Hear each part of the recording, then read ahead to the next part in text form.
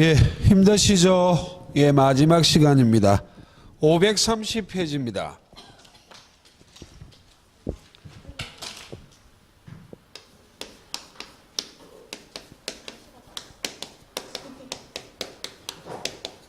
예, 위험 부담의 문제입니다. 자, 위험 부담은 그 계약이 후발적 불능으로 유효한 경우에 발생하는 거예요.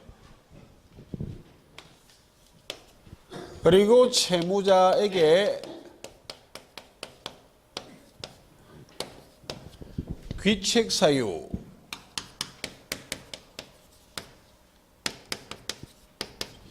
즉 고의 또는 과실이 없는 경우에 발생하는 문제입니다.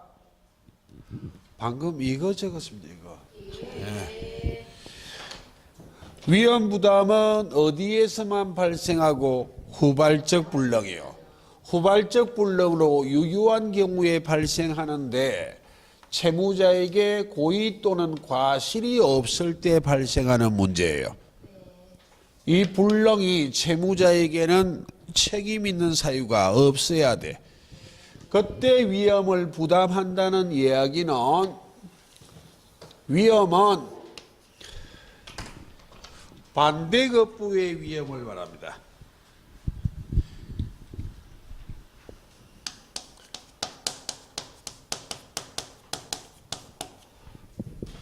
사례는 매매로 물어볼 것이고 이 반대급부가 바로 대금을 말해. 대금이요. 매매 대금의 위험을 누가 부담할 것인가? 그 말입니다. 그럼 예를 하나 들어볼게요.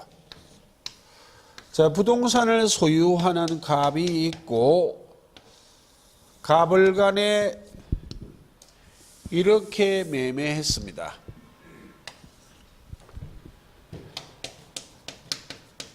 1월 1일 날 매매할 때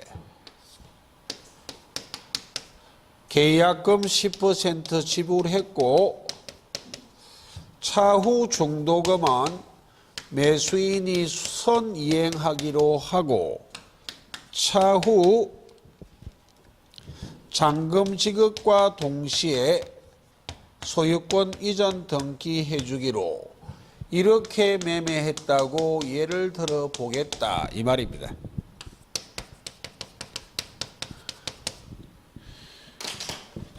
그럼 이 점에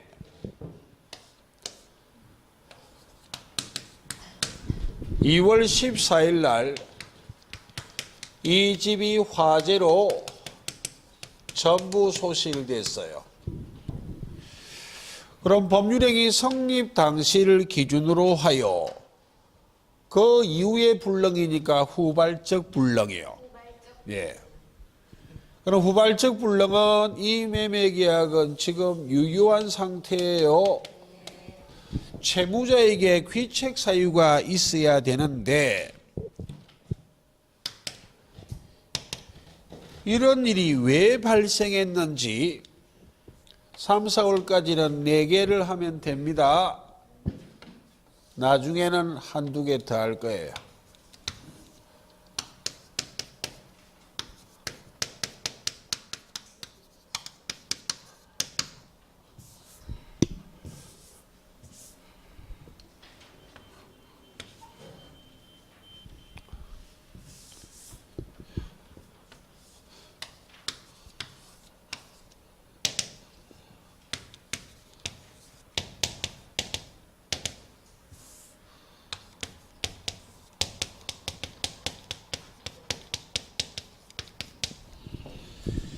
대금은 불능이 발생하지 않기 때문에 매매계약이라면 목적물이 화재로 전부 소실된 불능이에요. 대금은 불능이 발생하지 않기 때문에 위험 부담의 문제에서는 채무자는 매도인을 말합니다. 목적물 인도 의무는 누가 부담하기 때문에 매도인. 채무자예요. 매수인이 채권자예요. 첫 번째, 매도인, 채무자의 귀책 사유입니다. 채무자에게 귀책 사유가 있다면 위험 부담의 문제다, 아니다? 아니잖아요. 이건 위험 부담의 문제 아니에요. 이건 위험 부담의 문제가 아니라 채무 불이행 책임 중 무엇의 문제다? 이행불능의 문제예요. 그럼 첫 번째 사례는 없애고, 자, 두 번째 사례예요. 매수인, 채권자의 귀책 사유잖아. 채권자의 귀책 사유는 채무자에게 귀책 사유가 있다는 말이다, 없다는 말이다? 없다는 말이에요. 이건 위험 부담의 문제 맞습니다. 그럼 병은 누군가? 제3자예요. 지나가는 행인, 제3자 병이 담배꽁초를 잘못 처리해서 화재로 전부 소실해 버릴 수도 있잖아. 어찌됐든 채무자에게는 고의 또는 과실이 있다, 없다? 없어요. 네 번째, 천재지변이요. 화재를 예를 들었기 때문에 벼락을 맞아 불타버릴 수도 있다, 없다? 있잖아요. 그럼 이 세 가지가 위험 부담의 문제인데 원칙은 채무자가 위험을 부담해요. 되겠습니까? 채권자, 채무자 쌍방의 귀책 사유가 없잖아. 이건 채권자, 채무자 쌍방의 귀책 사유가 없는 것은 원칙에 따라 위험은 채무자 위험 부담주의. 채무자가 부담해요. 근데 두 번째 사례는 채권자에게만 귀책 사유가 있고 채무자는 귀책 사유 없잖아요. 예, 이 경우 위험이 채권자에게 이전돼야죠. 위험은 누가 부담하는 것이다? 채권자요. 그럼 위험을 부담한다는 말이 무슨 말인가? 지금 가령 예를 든 것은 2월 14일을 예를 들었으니까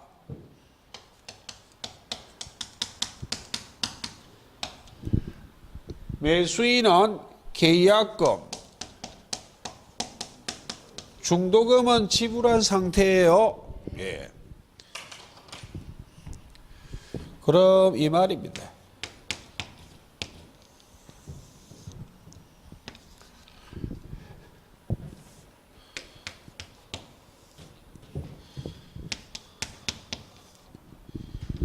너무 크게 그려버렸네.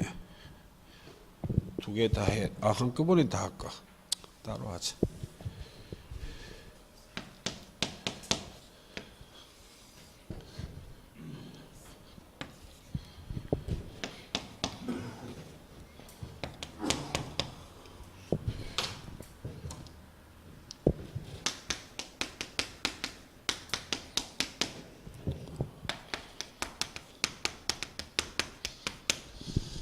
자, 원칙에 따라 채무자가 위험을 부담한다 해도 제가 예를 든 사례는 목적물이 전부 멸실됐습니다.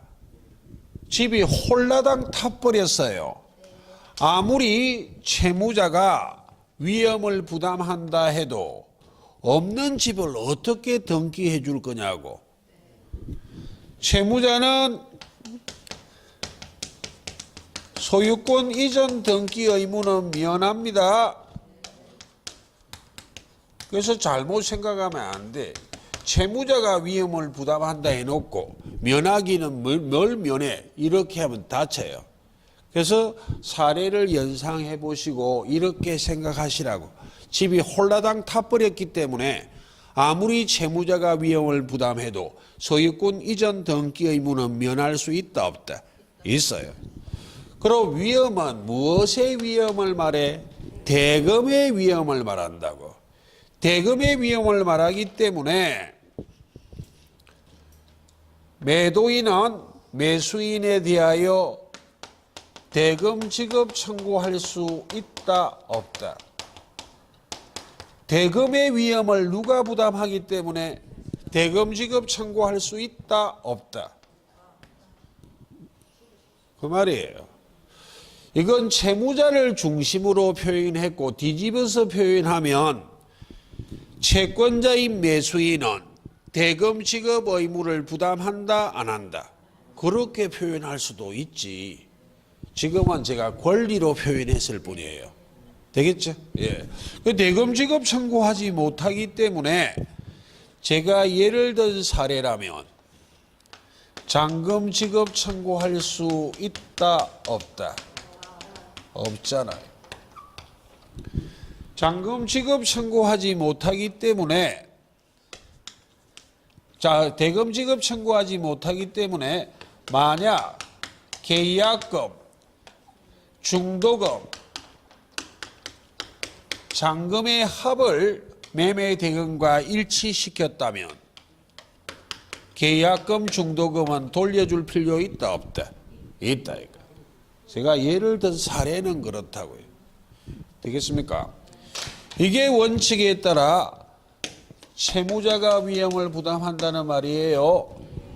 그럼 채권자가 위험을 부담한다는 말은 그냥 한 방에 끝낼 수 있었네.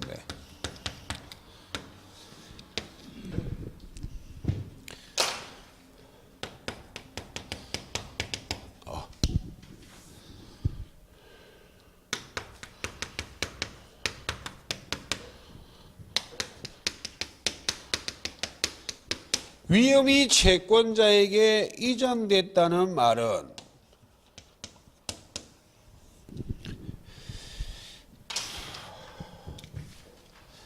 채무자인 매도인은 채권자인 매수인에게 대금 지급 청구할 수 있다 없다. 이 말을 반대로 표현하면 채권자인 매수인은 채무자인 매도인에 대하여 대금 지급 의무를 부담한다. 그 말이에요. 그럼 이 사례라면 이미 계약금, 중도금은 받았으니까 이 사례에서 대금 지급 청구한다는 말은 무엇을 청구할 수 있다는 말이다.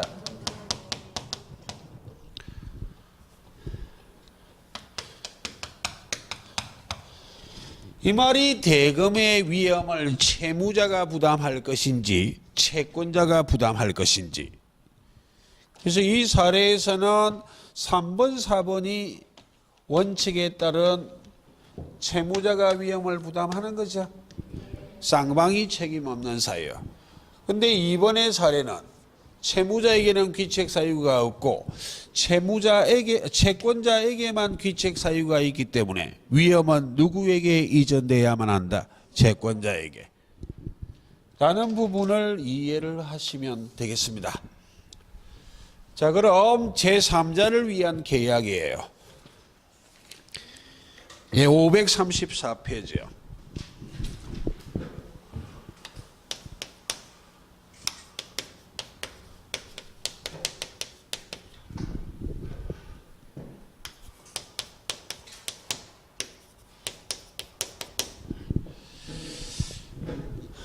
자, 제3자를 위한 계약의 가장 대표적인 예를 하나 들어볼게요. 하나의 예시에 불과합니다. 부동산을 소유하는 갑이 있고 갑을 간에 매매 계약하고 있습니다.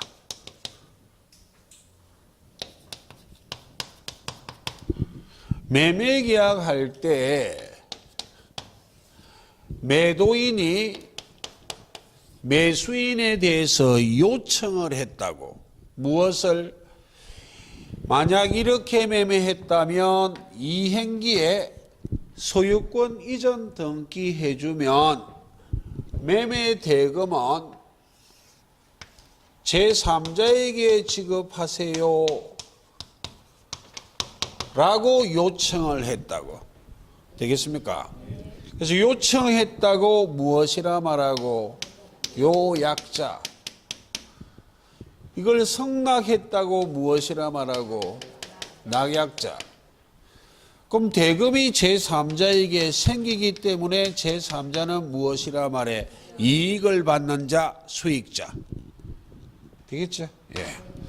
그때 갑을 간의 매매 계약이 이 제3자를 위한 계약이 되기 위해서는 반드시 제3자 약관, 제3자 수익 약관이 있어야만 무엇이 성립할 수 있다? 제3자를 위한 계약이. 되겠습니까? 이때 제3자 약관, 제3자 수익 약관이란 무엇을 이야기하는 것인가? 암기할 필요까지는 없어요.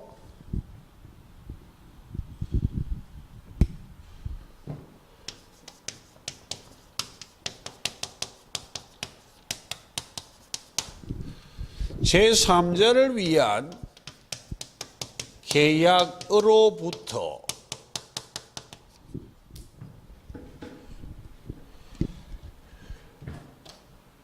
이런 제3자를 위한 계약으로부터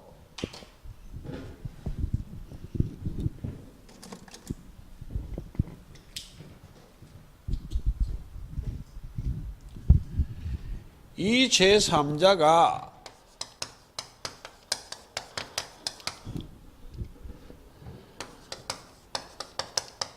직접 권리를 취득하는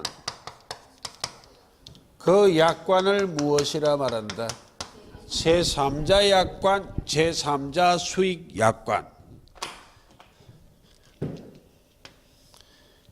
여기만 초점 맞추라고, 여기만. 제3자가 직접 권리 취득해요. 예. 자, 그렇다면 이 제3자를 위한 계약이 성립하기 위해서 제3자인 수익자가 반드시 현재 존재하고 특정되어 있어야만 할 것인가?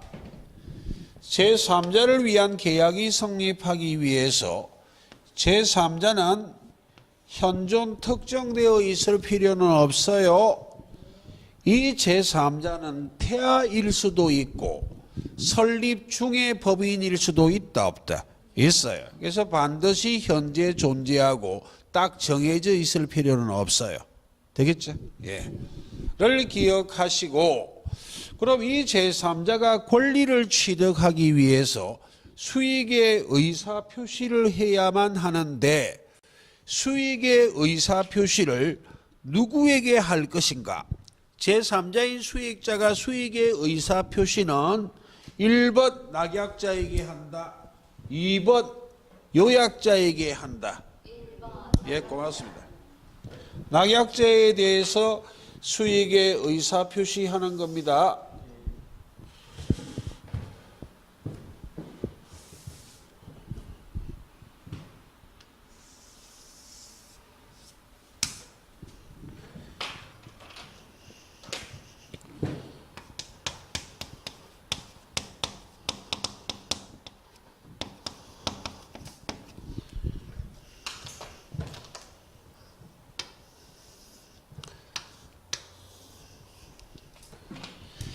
이 수익의 의사표시할 수 있는 권리가 일종의 형성권이에요. 수익의 의사표시할 수 있는 것도 권리의 일종이라.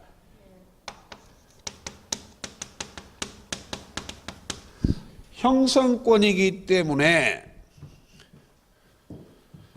언제까지 수익의 의사표시할 것인지 정하지 않았다면 10년의 제척기간에 걸려요.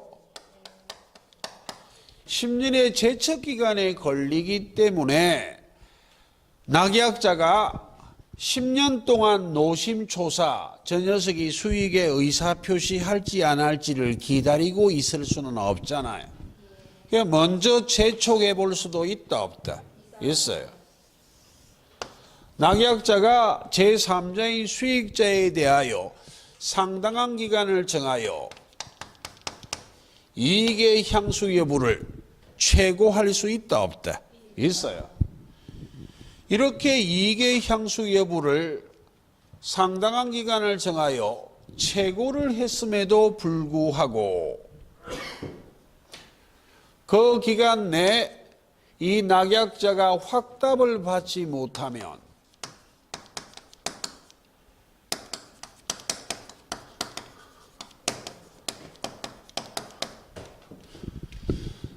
수익에 의사 표시한 것으로 볼 것인가, 수익을 거절한 것으로 볼 것인가에 대하여 법률은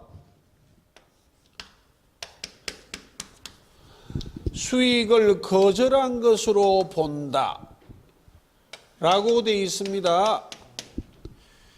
수익에 의사 표시한 것으로 본다가 아니에요.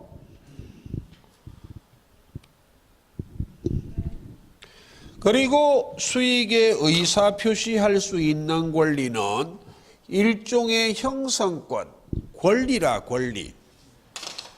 권리이기 때문에 양도할 수도 있다 없다? 팔아버릴 수도 있어. 그리고 수익자가 돌아가시면 상속이 될 수도 있다 없다? 있어요. 그리고 채권자 대위권의 객체가 될 수도 있어요.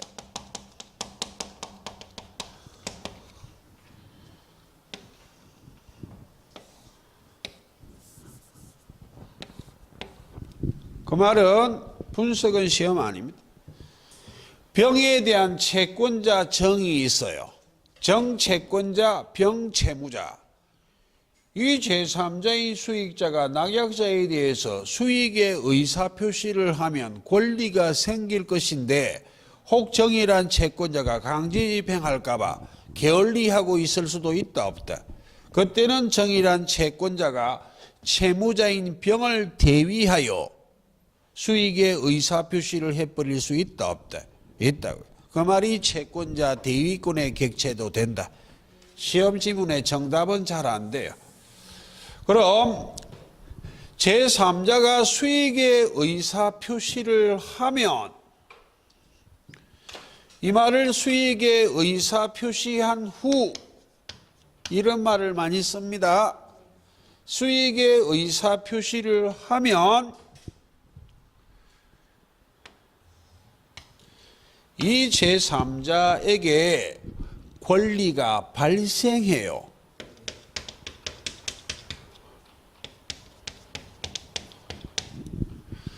제3자가 권리를 취득한다고. 권리가 발생한다는 말과 취득한다는 말이 같은 말입니다. 그럼 수익의 의사표시하는 것은 제3자에게 권리가 발생, 제3자가 권리를 취득하기 위한 요건이에요. 되겠습니까? 제3자를 위한 계약이, 좀 줄일게요. 제3자를 위한 계약이 성립하기 위한 요건이다, 아니다? 아니에요. 제3자가 권리를 취득, 제3자에게 권리가 발생하기 위한 요건이라고. 그럼 수익의 의사표시를 하여 제3자에게 권리가 발생했다면 원칙적으로 이미 발생한 제3자의 권리를 변경 또는 소멸시키는 것은 원칙적으로 허용한다, 안 한다? 제3자가 수익의 의사표시를 해서 제3자에게 권리가 발생, 제3자가 이미 권리를 취득해버렸다면 요약자와 낙약자가 제3자가 이미 취득한 권리를 변경 소멸시키는 것은 원칙적으로 허용한다, 안 한다? 안 한다. 그 말입니다. 예. 원칙에 예외는 나중에 5, 6월 달에 하자고요. 그때 제3자가 취득하는 권리는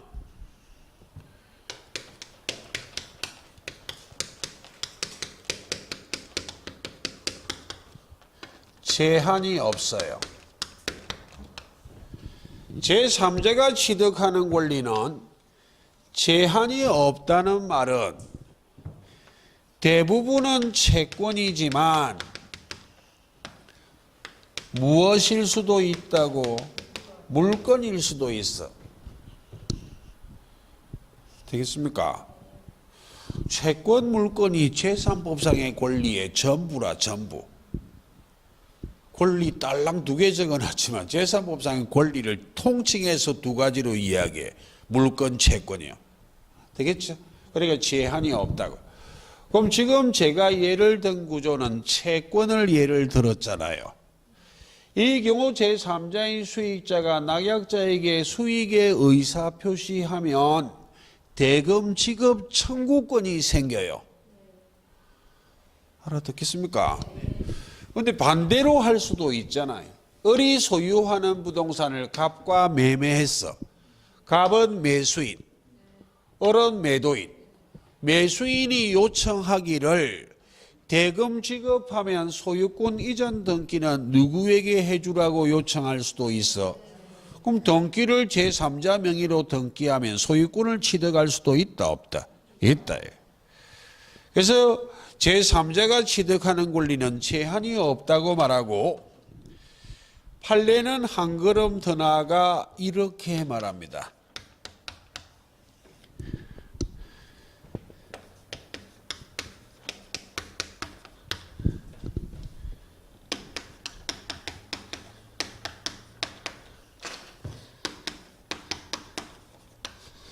제3자의 채무를 면제하는 계약도 제3자를 위한 계약에 준하여 취급하겠다.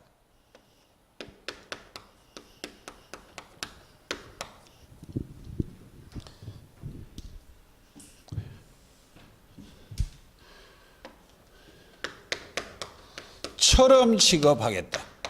준한다는 말이 처럼이란 이야기로 이해하시면 돼요. 이 말은 가령 예를 들면 사례를 예를 하나 들면 을병간에 채권 채무 관계가 있어요. 을이 병한테 1억을 빌려 주었다고. 그럼 병이 1억에 대한 채무 부담하고 있잖아. 그때 갑이 요청한다고. 내가 소유권 이전 등기해주면 을의 병의 채무를 면제해주라고. 왜 판례다? 채무 면제는 엄밀히 말하면 이 제3자를 위한 계약으로부터 제3자가 직접 권리를 취득하는 건 아니잖아. 채무가 면제가 되는 건 권리 취득은 아니잖아요. 근데 그 이면을 바라보니까 권리 취득하고 비슷하게 보이잖아요. 있던 채무가 사라지니까 엄밀히 말하면 권리 취득은 아니지만 채무가 사라지는 것도 일종의 무엇으로 해석할 수도 있다. 권리 취득으로. 제3자가 낙약자에 부담하는 채무를 면제시키는 계약도 제3자를 위한 계약처럼 취급할 수 있다 없다? 있다. 그게 판례예요. 이해하셨죠? 예. 를 이해를 하시고 이게 가장 기본이고 조금 더 가보자고요.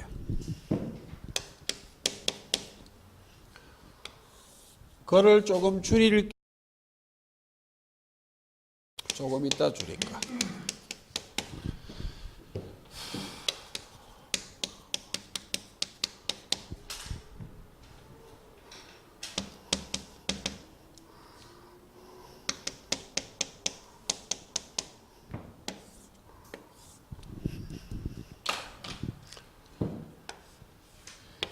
유약자와 낙약자 사이의 법률 관계를 보상관계라고 말해요. 그래서 요낙 봅니다. 연락보란 말이 보상관계는 누구와 누구 사이의 관계, 요약자와 낙약자. 그리고 요약자와 수익자 사이의 법률관계를 대가관계라고 말해요. 요수됩니다. 대가관계는 요수, 요약자와 수익자 사이의 법률관계를 말한다. 연락보 요수대. 그럼 제3자를 위한 계약의 당사자는 요낙이 당사자잖아요. 수익자는 제3자에 불과하지 제3자를 위한 계약의 당사자다 아니다. 아니라고. 낙약자와 수익자 사이의 법률관계 별 의미 없어요. 수익관계, 뭐 겁부관계 이런 말을 쓰지만 몰라도 되건 시험에 그게 논점 안 돼. 그럼 제3자를 위한 계약의 당사자는 요낙이 당사자니까 이 보상관계가 제3자를 위한 계약의 기본관계 아니냐고. 되겠습니까? 이 대가관계는 제3자를 위한 계약의 기본관계가 될 수가 없지. 수익자는 제3자를 위한 계약의 당사자다 아니다. 아니라고. 이해를 하셨죠? 예. 그래서 기억하실 것이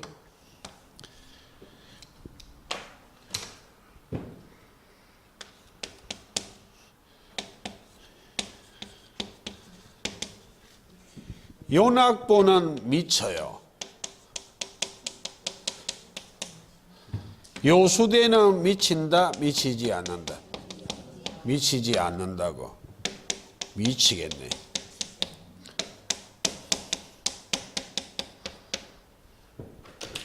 미친다, 미치지 않는다는 말이 영향을 미친다, 영향을 미치지 않는다 이 말이에요.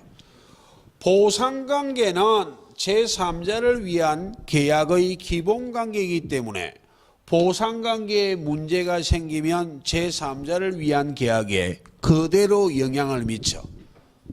보상관계가 무효가 되면 제3자를 위한 계약도 무엇이 돼버려? 무효가 돼버려. 그런데 대가관계는 제3자를 위한 계약의 기본관계가 아니기 때문에 대가관계의 험결은 제3자를 위한 계약에 영향을 미친다, 미치지 않는다. 미치지 않아요. 예를 든다면 대가관계는 이런 게 있을 수 있거든.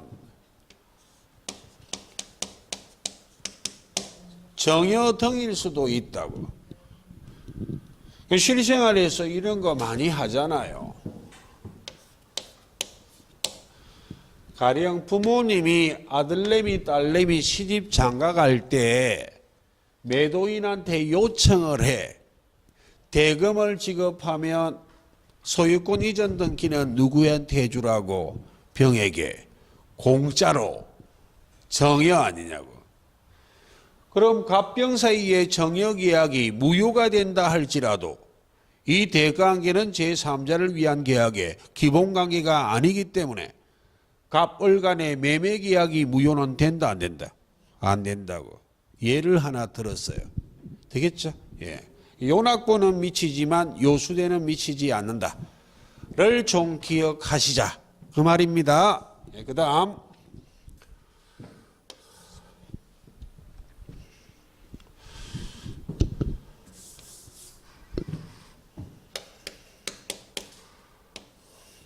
어려운 거 하나 해야 되겠네.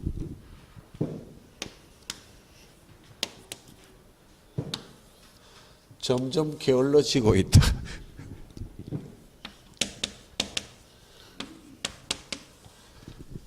두 문자만 적었습니다. 예.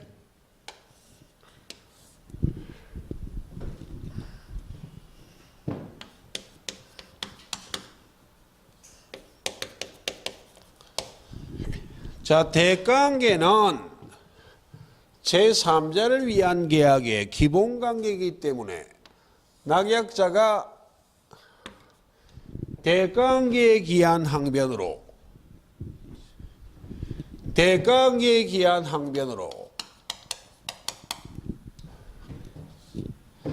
수익자인 제3자에게 대항할 수 있을 것인가? 아이고 어려워라. 이해할 수 있도록 해드릴게. 자, 여기 사례에서 해볼게. 가령 예를 든다면 좌측처럼 매매했어요. 3월 1일이 도래했습니다. 잔금을 지급하지 않아요. 요약자가 낙약자에게 잔금을 지급 안 한다고. 근데 제3자인 수익자는 요청을 해. 3월 1일 날 등기하기로 했잖아요. 등기해 주세요. 이렇게 주장하면 매수인이 낙약자가 제3자에게 아이고 빌어먹을 니 같으면 잔금 안 주는데 등기해 주겠나 하고 항변할 수 있다 없다? 낙약자가 대가관계 기한 항변으로 제3자에게 대항할 수 있다 없다? 조금 전에 했잖아요. 곱게 이야기할게 그럼요. 3월 1일 날 요약자가 잔금을 지급 안 하면 제3자인 수익자가 소유권 이전 등기 청구를 해도 낙약자가 수익자에게 잔금 지급과 소유권 이전 등기는 동시에 하기로 했는데 요약자가 잔금을 지급하지 않아 나는 당신에게 등기를 못 해주겠습니다 하고 대항 주장할 수 있다 없다? 그렇게 또 말해야 알아듣네. 이 말은 달리 말하면 동시행항변권은 쌍무계약의 당사자가 아닌 제3자에게도 동시행항변권을 주장하는 경우가 있을 수 있다 없다? 있다. 되겠습니까? 이 말들이 너무 길어서 적지는 않습니다. 기본적인 구조를 좀 이해하라고요. 그럼 비교 한번 해보자고요.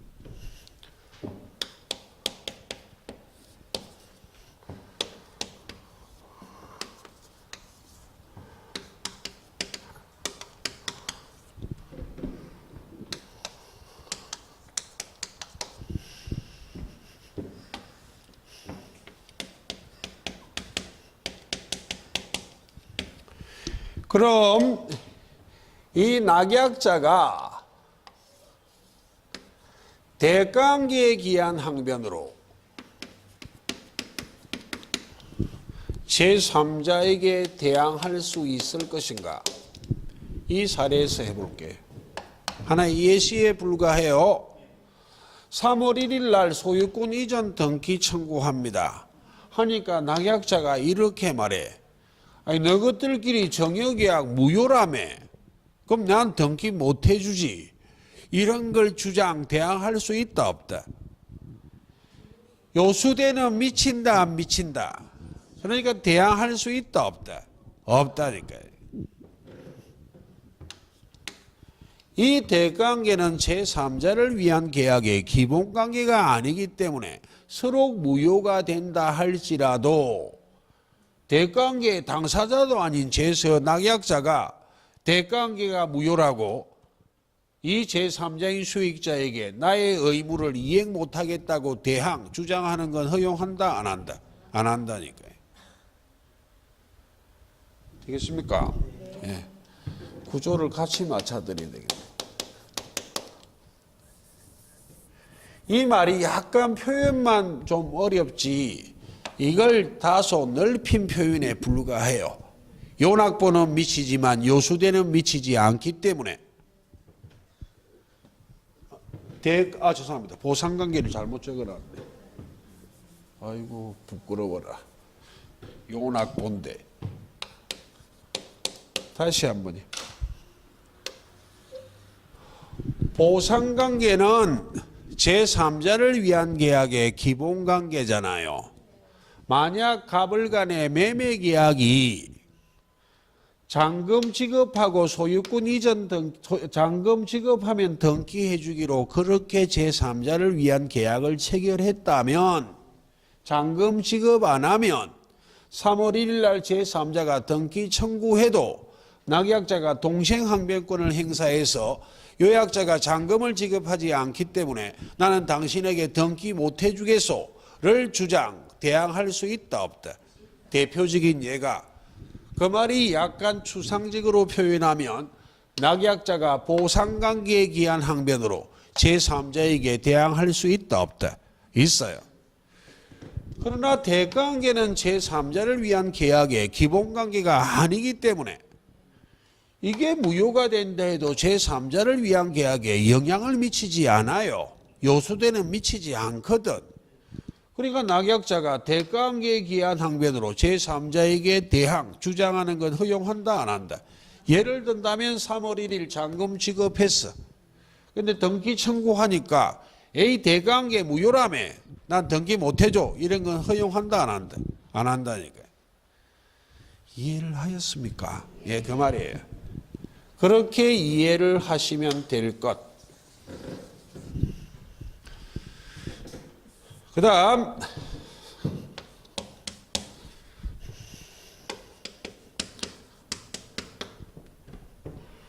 하나만 할게. 둘 다 하니까 헷갈리더라고.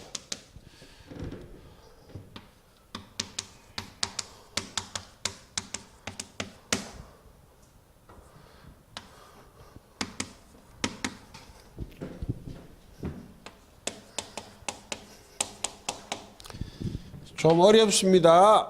어려워서 어려운 게 아니라 내용은 아는데 결론이 헷갈려요. 제3자인 수익자는 법률상 보호되는 제3자에 포함한다 안 한다? 등기의 공신력을 부정하는 문제점을 보완하기 위해서 법률이 제3자를 보호하겠다는 규정을 두고 있는 경우가 있어. 우리 시험에는 8개가 있어. 비진의 표시, 통정허위 표시, 착오, 사기 강박에 의한 의사표시, 계약의 해제, 표현들이 가등기 담보, 명의신탁이요. 그 8개 중에는 제3자를 위한 계약이란 말이 있다 없다? 없어요. 그럼 제3자의 수익자는 말만 제3자지 법률상 보호되는 제3자다? 아니다. 그 8가지에는 포함된다 안 된다? 안 된다. 그 말은 예를 들면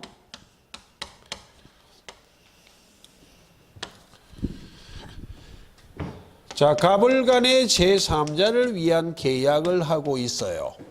요약자, 낙약자. 자, 제3자요. 수익자요. 가령 예를 든다면 이 매매 계약할 때 제3자를 위한 계약을 할 때 낙약자가 요약자로부터 사기당했습니다. 그럼 낙약자가 사기에 의한 의사표시 했잖아요. 그럼 사기에 의한 의사표시 한 자는 취소할 수 있잖아. 취소를 했습니다. 근데 사기당해서 제3자를 위한 계약을 체결했다는 것을 제3자가 몰랐어. 사기에 의한 의사표시의 취소는 선의의 제3자에게 대항하지 못한다. 의 제3자의 수익자가 포함이 된다 안 된다? 포함이 된다 안 된다? 안 된다니까요. 그러니까 이 취소를 제3자인 수익자에게 대항할 수 있다 없다? 결론이 안 나오잖아 갑자기. 다시. 만약 제3자가 법률상 보호되는 제3자라면 사기 강박에 의한 의사표시의 취소는 제3자에게 대항하지 못한다로 가야 돼. 그 제3자에 포함된다 안 된다? 안 되기 때문에 대항하지 못한다다 대항할 수 있다다. 예.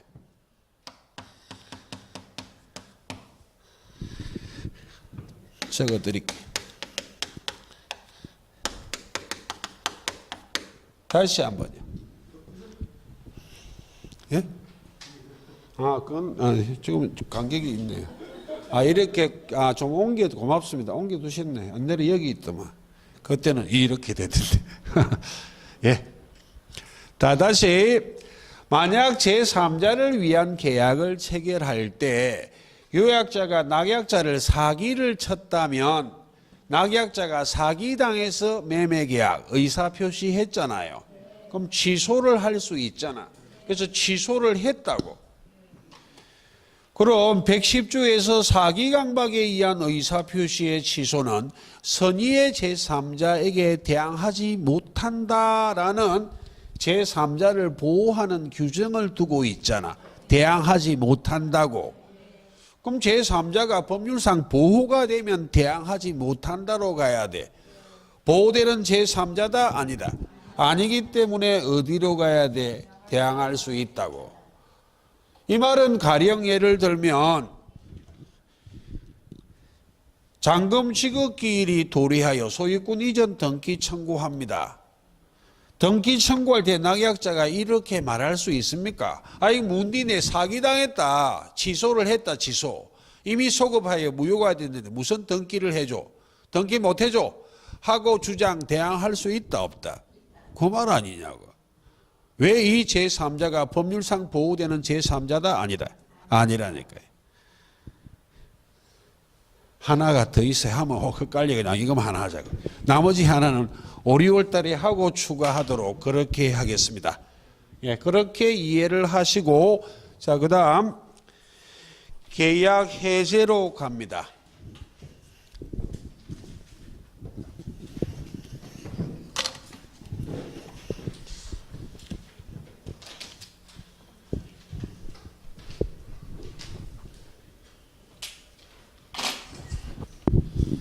이거 좀 치울게요. 자, 계약 해제. 해제권의 발생 원인은 채무 불이행 때문에 해제권이 발생해요. 채무 불이행은 여러 가지가 있는데 불능의 문제에서는 이행 불능이었을 뿐이에요. 이행 지체 등도 있어요. 예. 이행 지체든 이행 불능이든 이 논리는 똑같아요. 다만 최고를 요하는지 요하지 않는지의 차이점만 있을 뿐이에요. 자, 그럼 계약의 해제는 후발적 불능으로 그 계약이 유효할 때 발생하는 문제예요. 다시 상무계약의 당사자 일방이 채무 불이행을 하면 상대방이 계약을 해제할 수 있잖아요. 법정 해제권 발생 원인은 채무 불이행인데 민법에 규정하고 있는 것은 이행지체와 이행불능이 있어. 민법에 규정하지 않는 채무불이행은 더 있어요. 채무불이행 책임을 물어 계약 해제하는 것은 후발적 불능의 경우에 발생한다고.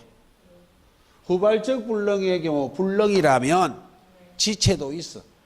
후발적 불능으로 그 계약이 유효할 때 발생해요. 줄이면 지체도 있기 때문에 불능이라면 후발적 불능의 경우에 발생하는 것이 채무불이행 책임을 물어 계약 해지하는 것. 매도인의 담보 책임을 물어 매수인이 계약 해지하는 것도 있어. 그건 원칙적으로 어디서 발생하는 문제라? 원시적 불능이요. 그럼 계약 해제란 말은 똑같지만 매도인의 담보 책임을 물어 매수인이 계약 해제하는 것은 원시적이요. 채무불이행 책임을 물어 계약 해지하는 것은 무엇? 후발적이요. 그럼 매도인의 담보 책임을 물어 계약 해지하는 것하고 채무불이행 책임을 물어 계약 해지하는 것은 법리가 같다 다르다? 달라요. 됐습니까? 그때 일반적으로 계약 해제란 것은 무엇을 이야기하는 것이다? 채무불이행 책임을 물어 계약 해제하는 걸 말해요. 되겠죠? 근데 매도인의 담보 책임을 물어 계약 해지하는 것도 있습니다. 매도인의 담보 책임을 물어 계약 해지하는 것은 채무 불이행 때문에 계약 해지하는 건 아니라고. 되겠습니까? 법 이론이 달라요. 일반적인 계약 해제는 무엇을 채무 불이행 책임을 물어 계약 해제하는 걸 말해. 지금 좀 지우기 위해서 설명을 드렸습니다. 그걸 알아야 나중에 복잡한 판례를 하나 이해할 수 있어요.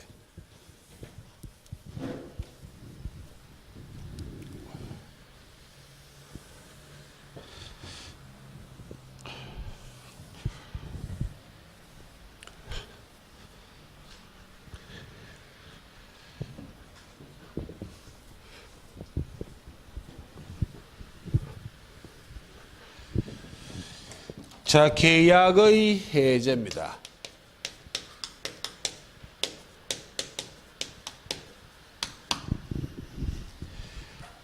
해제와 해지는 차이점 몇 가지를 제외하고는 이론이 똑같아요. 그래서 이론을 어느 정도 이해할 때까지는 해제를 중심으로 계속 설명하고 나중에 이해가 됐을 때 해지는 그 차이점 몇 개만 기억하면 돼요. 자, 계약의 해제는 이 논리 구조로 이해하시면 돼요. 해제권 발생. 해제권이란 권리가 발생하면 해제권은 권리지 의무가 아니기 때문에 행사 여부가 자유이기 때문에 해제권을 행사해야 됩니다. 그럼 계약이 해제가 될 것인데 해제가 되면 어떤 효과가 생기는가?